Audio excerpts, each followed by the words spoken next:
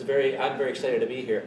My name is Bayard Saunders. My first time speaking at a THATCamp.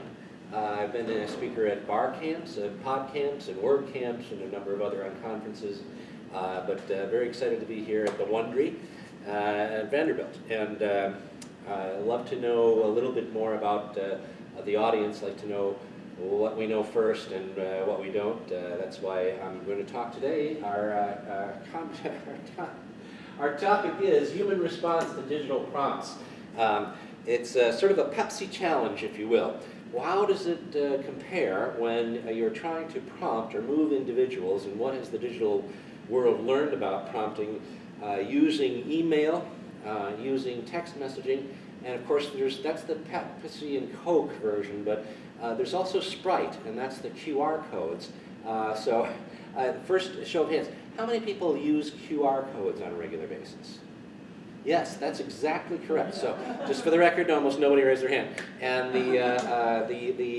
it's very odd, and because my personal experience with QR codes, going back probably more than a decade to work in Japan and northern European countries, Denmark, Netherlands. It is very rare, was very rare, to walk down a street and not see in every single window, in every single store, for every single product, QR codes attached, so that and consumers using them. So finding out what is the price, where were they made, how many are available, QR codes connecting to places where they could even buy it outside of the store or the retail environment. So very curious why the human behavior factor, why that did not take off in the United States. I have some ideas about that, and there are some studies and research, and we'll mention some of that as we go on. But the idea today to talk about the more common aspects of email and of text messaging, and what we have found through experiment and through a lot of very costly investments by large brands in the United States to find out what we know now about human behavior as regards text messaging. So this is the first part of the presentation. Just to clarify, there's a number of aspects to mobility, and so it's not just mobile phones that we're talking about when we talk about what human beings are reacting to in terms of digital prompts in the mobile universe. Of course, there's telephones, smartphones, even flip phones. And those have text capabilities. Text capabilities go back really 15, 20 years now. Tablets, certainly more recent, but there are individuals using tablets as they use phones, not as much, but there's a small percentage. SMS texting, which is what we're going to be comparing to email.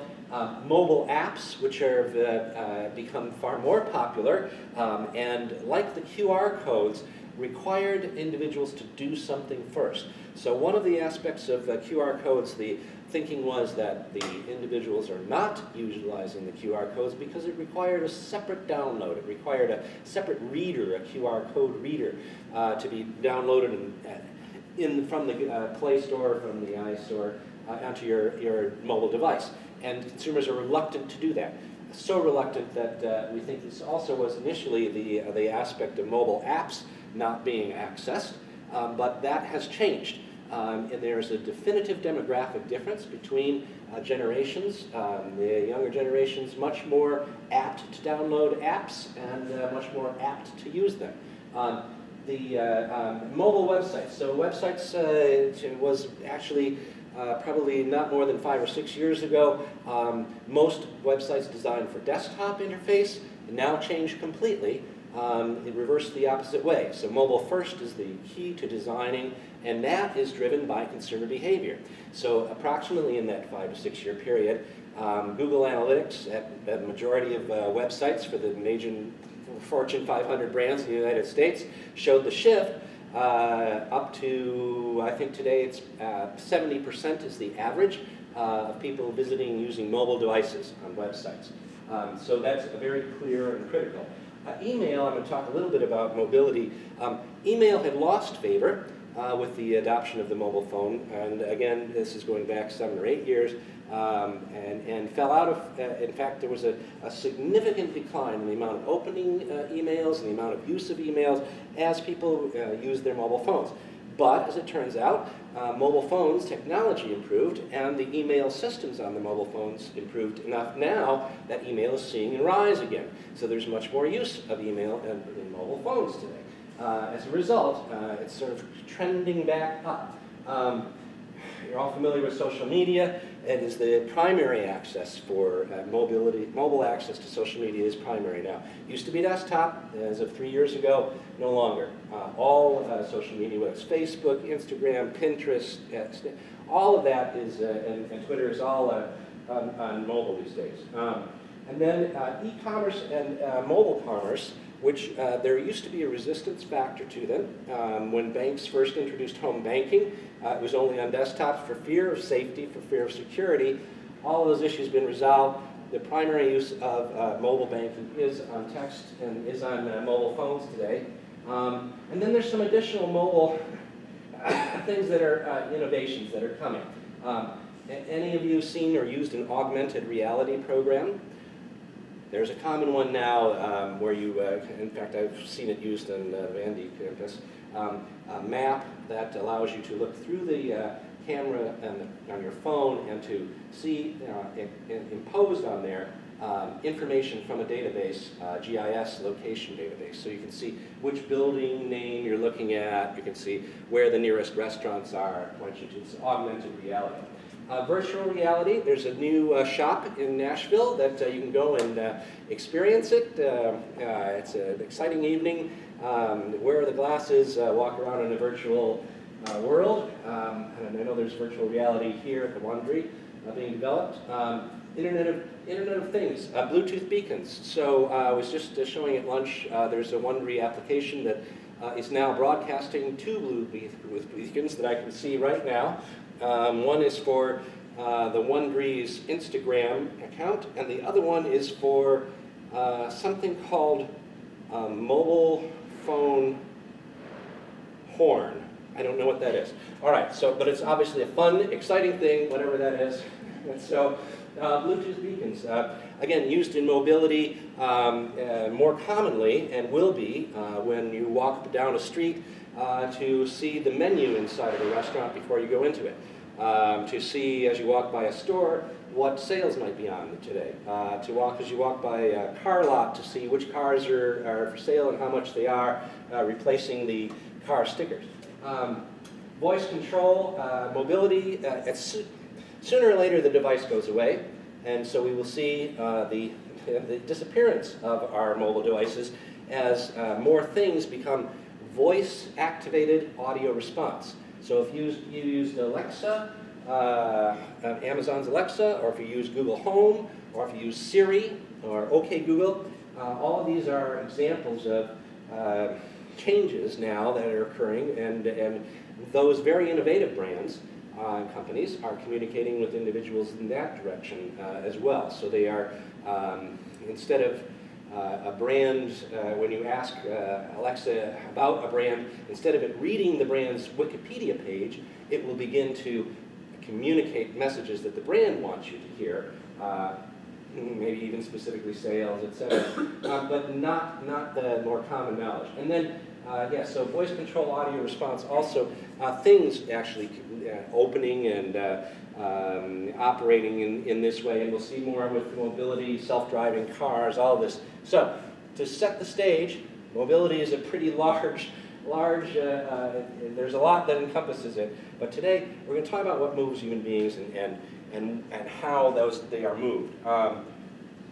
First, I want to take a look at consumer preference. So, over the last year or two, a number of studies done to indicate how people would rather be communicated with. On an anecdotal basis, and I've done a number of asks, how would you rather be communicated with? Often I hear people say, you know what, I just don't want to be disturbed. I'd like to, I'd rather prefer my emails to my text. Or I've also heard people say, you know what, I really, I need to know when something's happening. I'm not going to be checking my emails, so if it's really important, I need to be text messaged. In actuality, I think the smarter brands and the smarter organizations, individuals will be giving people a choice. So those who offer the choice will probably be more well accepted than those who don't. However, right now, in terms of service-based messages, so notice from the bank that your account is overdrawn. Notice from your doctor that your appointment is today. Notice from a teacher that there's an important test and you better study, or it's been changed. Or notice from an association that our meeting location or a business associate that something has changed. I would rather receive that, 70%, on their mobile device. Because of a number of factors, and I'll speak that, but then it slowly changes and goes down. So again, laptops, this takes into account email, or desktops, you can combine those actually today. And then, while 6% are no preference, curiously enough, only 2% the tablet. Tablet numbers are skewed in any kind of statistics that you're going to see because of the way that we have problems measuring tablets. So tablets are often accounted as mobile phones because of the way that Android works and the browsers that are used on the tablets. However, again, the majority in the mobile aspect and not in the tablet. The other thing that I wanted to show you here was the idea of immediacy. Immediacy is critical. And as I said, for those functions where either the individual would choose to have a quick response, or for those where the business, the brand, the service sees a need for immediacy.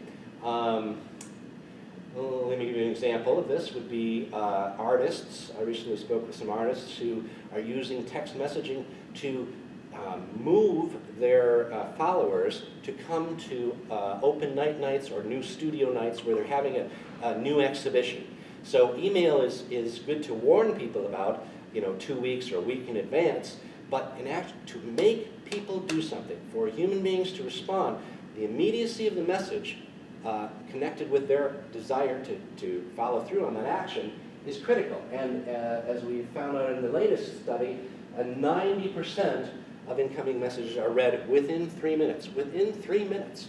So email, it may be 72 hours is the thumbnail approach to how often people follow up on an email and how you can expect a response from an email. In fact, most measurement covers that 24 to 72 hour period when you're looking for results from emails. However, text messaging, it's a matter of minutes. And as you can see, it falls off dramatically. 6 minutes, 9 minutes, 12, 15, 18 minutes, and it goes on to such a small percentage it's not even measurable. So the idea that if you have something to communicate immediately and something important, absolutely critical. How is this used and how can we use this? There's two aspects I want to talk about. I'd like to show you some case studies and some examples, but then I'd also like to show you how you might use this individually and instruct you in how to build some of this for yourself. So I always like to try things before talking to people about them. And so I have, in fact. If you were to, two ways, if you were to text my first name to 50500, you would get my business card. Now, those of you who reached immediately for your phone and said, I've never heard of that, I've got to try that, I want a text business card. Those people make excellent clients of mine, especially on the mobile side. And the reason is because people who are acclimated to innovation, who would like to try to find it fascinating, well, they just are more open to innovation.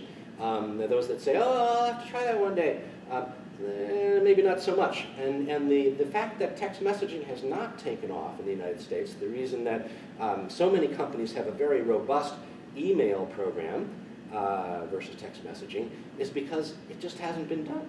It's that simple. So how many, let's show of hands, how many people are subscribed to one or more email text messaging so that you get emails from either a company that you've bought a product from or a doctor's office, or you get emails from, are you on anybody's email list? Anybody? Anybody not on an email list? Yeah, it's more likely that. So so a secondary question, how many are receiving text messages? Very good. Okay, so I know at least one or two, and the reason is if you have opted in to purchased a product in the last 2 or 3 years, many companies ask for a telephone number. They, somewhere in their terms of service, mention that we're going to be communicating with you. It could be email, it could be text messaging. When they do communicate with you, if you have received those messages, they're usually information about service, information about deals, specials. Restaurants offer percentages off. They offer special nights. There's wine tastings. There's from the hotel restaurant, from places that are destinations. They may be talking about special events that they're going to be having.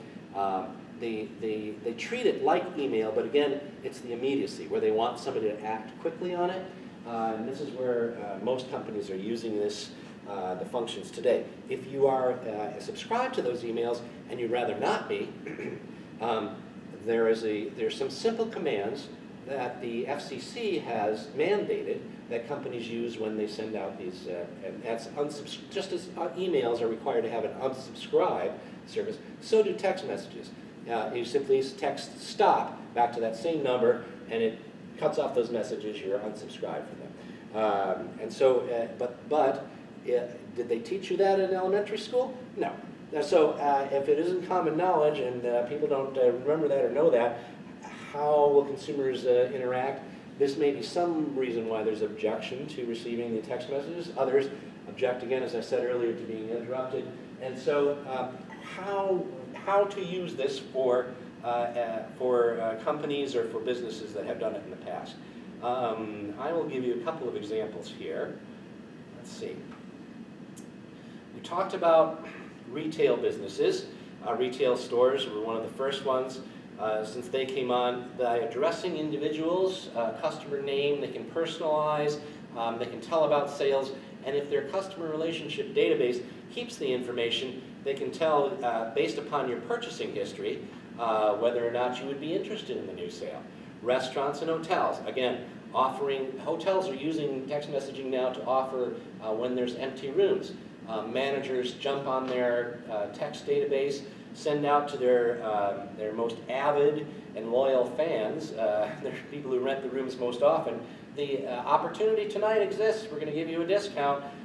This is driving numbers up for filling the hotels. It's driving up same-store sales for restaurants and retail.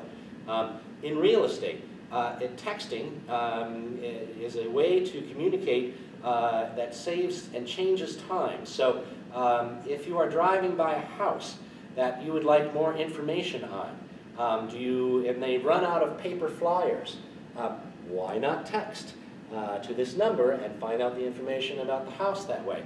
Likewise, it then alerts the real estate agent. They can follow up with you and answer any questions you may have. Finance. Banks are using it. Again, low balance alerts. These are all things that you can sign up for when you sign up for an account. Tell me when my account is at a certain level. Tell me when my account is overdrawn. Tell me when my account or my credit card payments are due.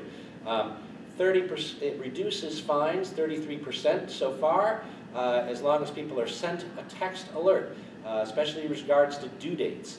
That was also important in insurance. I'm going to talk about that in just a second. The travel industry, filling up seats on new flights coming up, information about cancellations, delays. If you've ever been in an airport and wondered why it was you were still sitting on the tarmac, these are very useful tools to have. And many airlines now have adopted as part of their customer service. So again, a new channel to communicate with and through, and also to not only communicate to customers, but to find a new way of communicating with the most loyal. I'll give you an example. Last year and a half, working with Home Depot, one of my clients, we did an A/B test directly at the point of sale for cash registers, where we were bringing people into the loyalty program. So previously, they had used simply email. Do you want to be a member of our loyalty program? Give us your email and we'll sign you up. And then there was a series of emails that were sent to draw people back in. And so in retail, the challenge is bringing people within 6 miles around the store back into the store on a regular basis. So this is the loyalty program idea. So what we did is we set up a test and allowed people to choose text messaging instead. What we found is those people who choose text messaging had a 65 to 70% higher return rate. That is, when we sent out an email we had measured that response, we sent out the same information on a text, although you're limited to 160 characters. We had a 65 to 70% greater return, more customers coming back in just on those communications. And so, healthcare, doctors, miss less. This was a study in England with the NHS, but in the U.S., and we've done this for Children's Hospital here, did it for an OBGYN clinic, where we were doing reminders of individuals. When was your appointment? Far fewer appointments missed, and a significant improvement in the number of appointments that were followed throughout. Is anybody a member of a nonprofit organization? A couple of years ago, I was working with the American Red Cross, and although they have very good and very bad aspects to them, one of the problems that they faced was contributions and donations. So the individuals who were writing checks to the Red Cross, because primarily they were check-written donations, were dying off. So the demographics on people who actually have checking accounts with paper checks anymore, it's a boomer generation and beyond. And they were lacking in donations coming from millennials, younger generation. So one of the things we said was, well, can we accept money via text messaging? So it took a number of years to get the carriers, the telephone carriers, to agree. But once they did, this is how the initial program Text to Haiti, you may remember, started.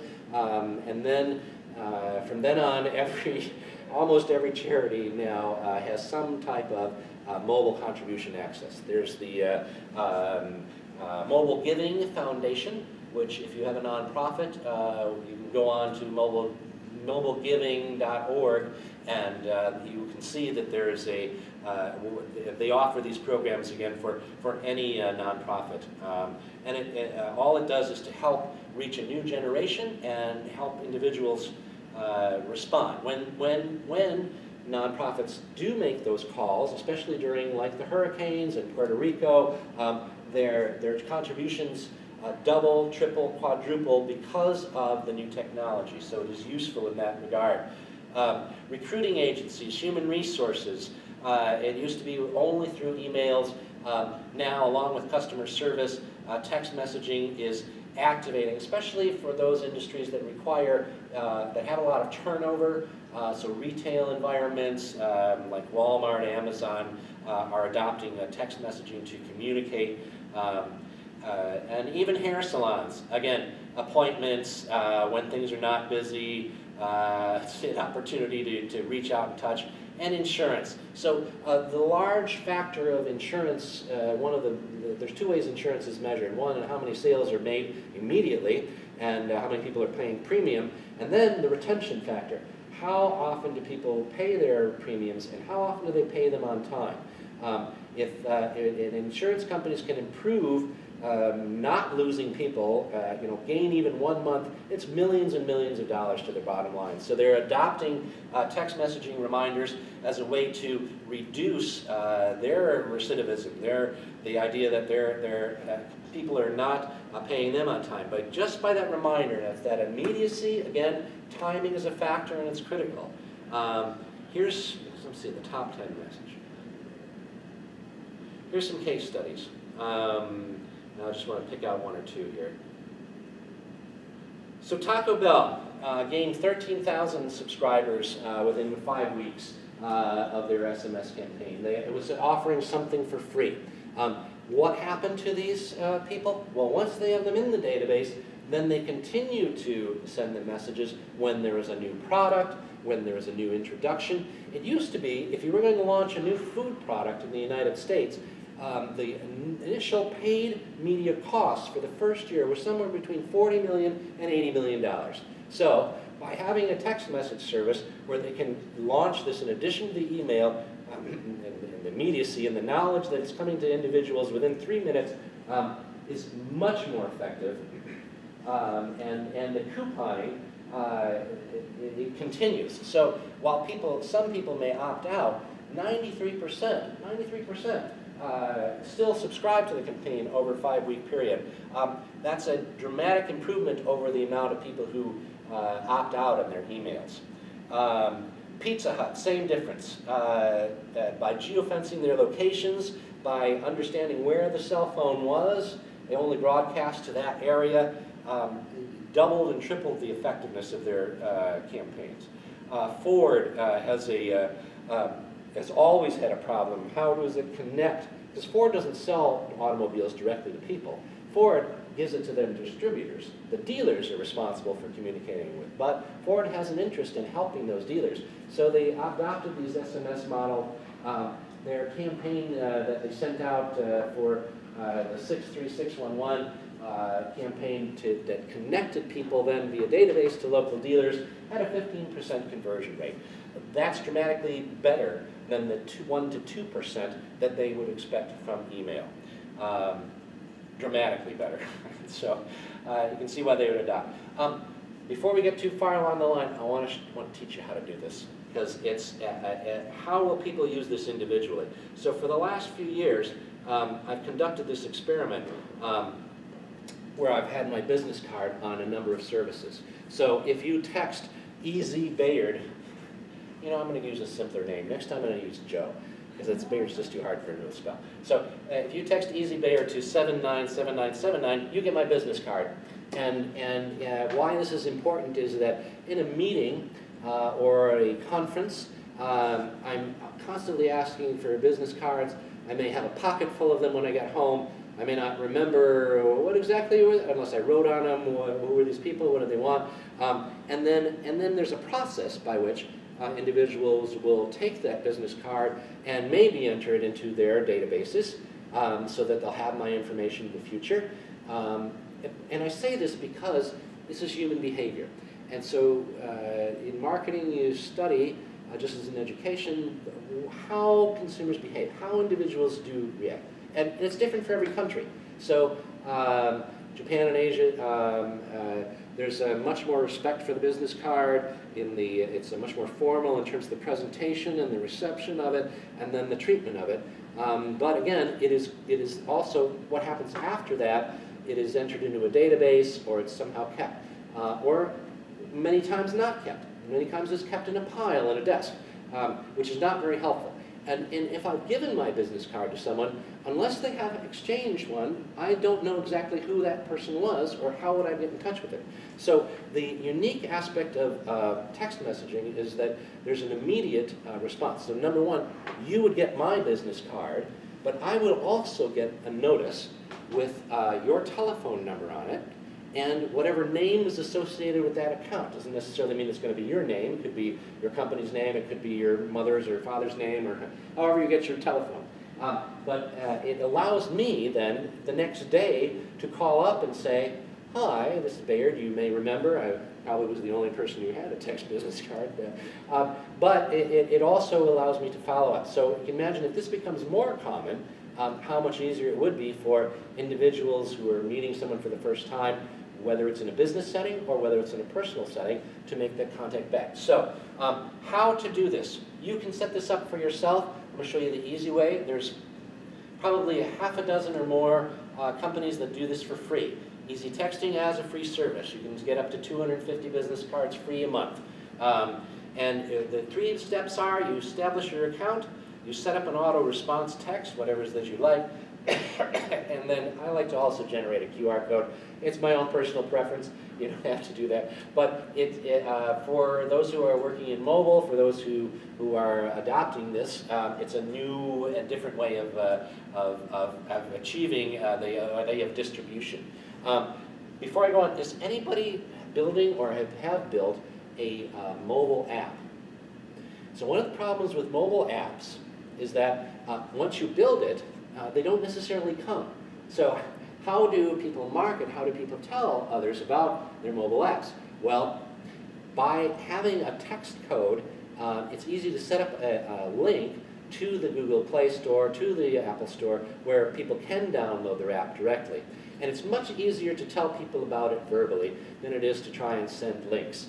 The way that mobile phones work, and so, in fact, just last, well, probably 3 or 4 years ago, GPS Assassins, which was part of a group that came out of the Entrepreneur Center here in Nashville, built this mobile app. It was a game. You know, people pretended to assassinate each other. It was a mobile thing, and you had to be near each other to make it happen. Very entertaining, but would not have had any success, as much success as it had, if we hadn't had associated with it an easy way for people to access it and download it, text messaging.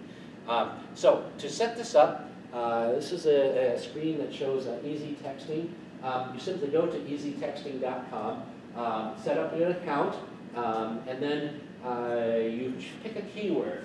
The free ones always start with easy and easy texting. There's a few others that don't have that, but this is, again, it's free, so you get what you pay for. And the paid versions of this, they range from $20 a month to $90 a month. And some businesses would like to send 10, 20,000, 50,000 a month. They may pay hundreds of dollars, but again, all based on basically the amount of data that's transferred. So you set up your keyword and your textable number. What do you want your keyword to be? And this is what you would be texting to the short code. There are short codes, a variety of short codes in the United States. And in fact, there is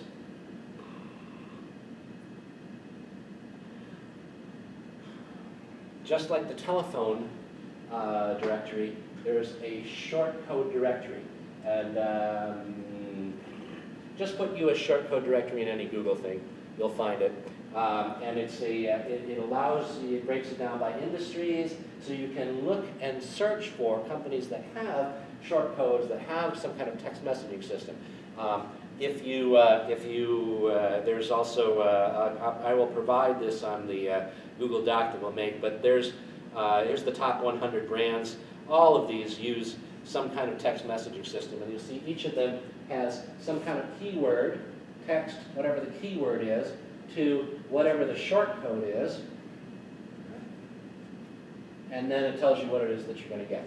And use text messages again. The restaurants are sending you coupons.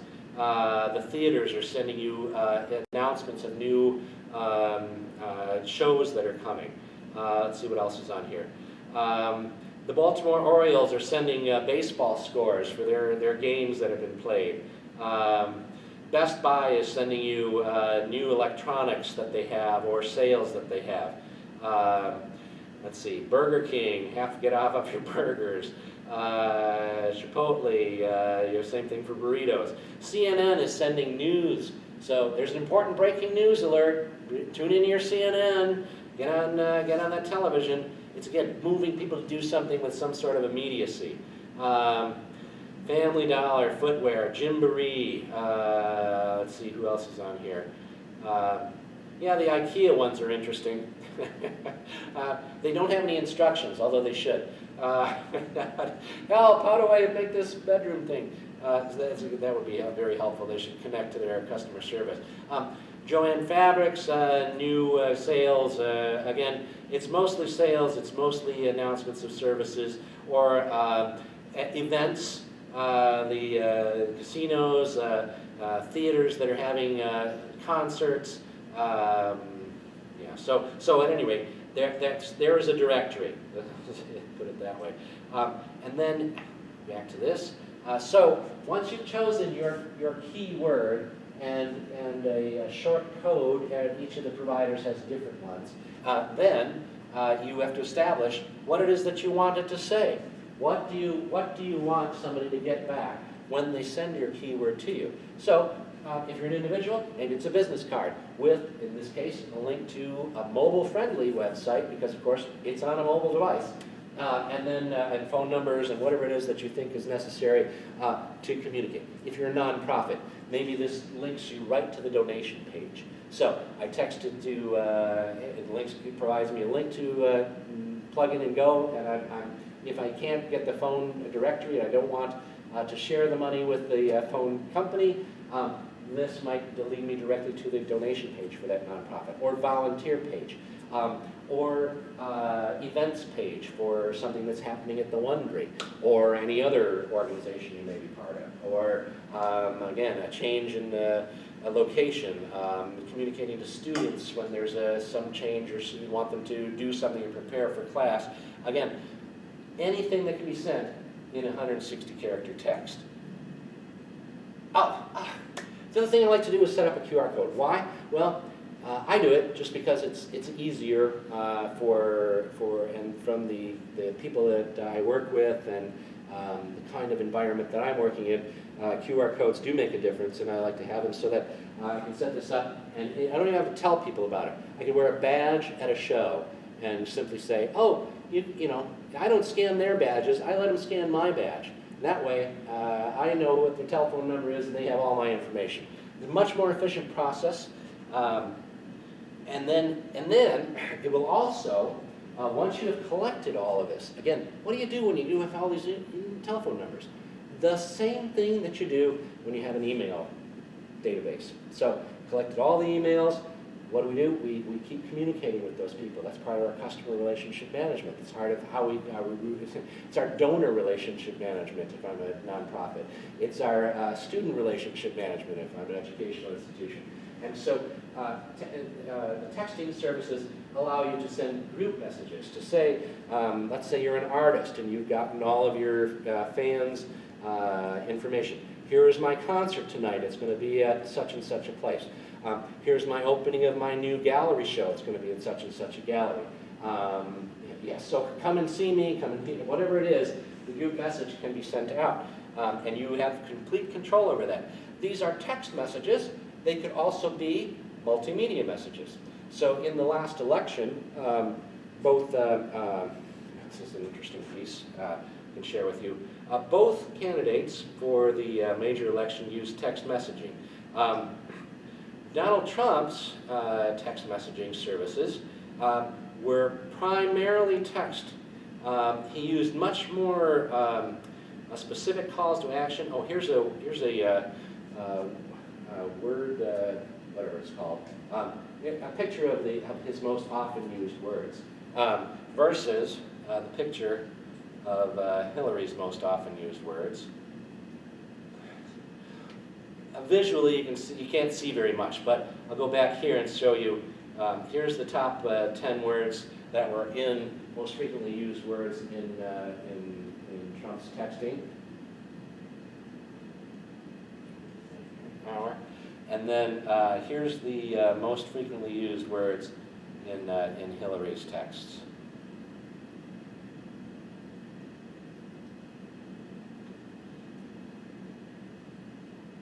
And it's interesting. I wondered what Jess was.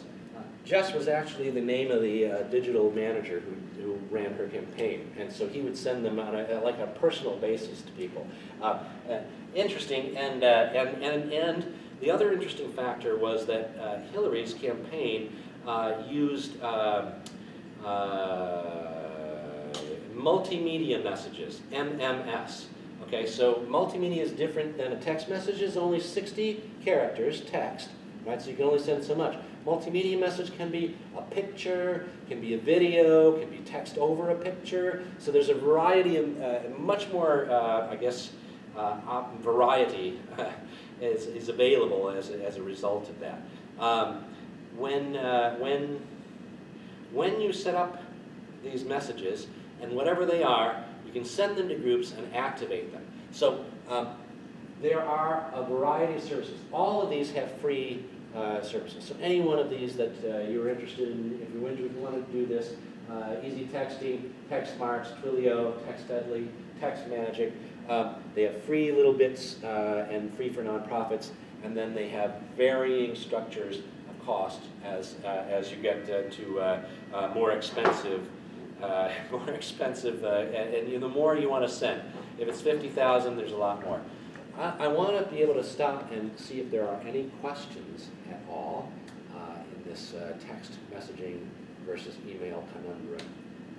If there are, okay, so Has anybody been enlightened at all today about text messaging?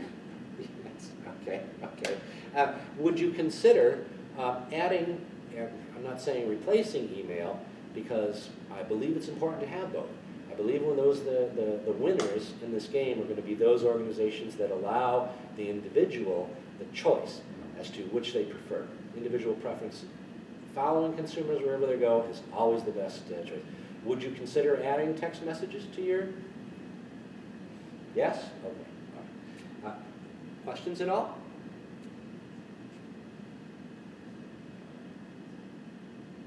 Have you found within the academic sort of context, are students willing to give their sort of personal cell phone numbers to a professor? Are they, because of their age, are they sort of okay with that, or?